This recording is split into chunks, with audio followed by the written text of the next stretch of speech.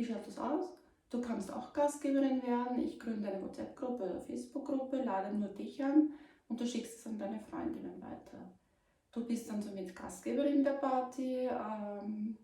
Wir machen es genauso wie jetzt, dass ich die Videos online stelle. Wir können das Gleiche kochen. Ich habe auch noch ein paar andere Sachen ausprobiert. Also da sieht man auch Variablen, können das austauschen, dass es nicht langweilig wird. Ich stelle Videos online und deine Freundinnen können sich das alles anschauen. Und wenn die am Ende dann bestellen, bekommst du abhängig vom Partyumsatz deine Geschenke. Du kannst dir Halbpreisprodukte aussuchen, du bekommst überhaupt Gutscheine für Prozentsatz des Umsatzes der Party.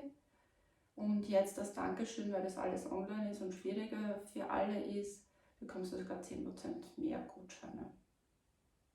Oder wenn es dich interessiert, kannst du natürlich genauso Beraterin werden wie ich. Das kann ich dir dann natürlich auch in einem Einzelgespräch erklären. Wie schaut das aus? Was musst du tun? Was bekommst du? Und wie kannst du durchstarten am besten?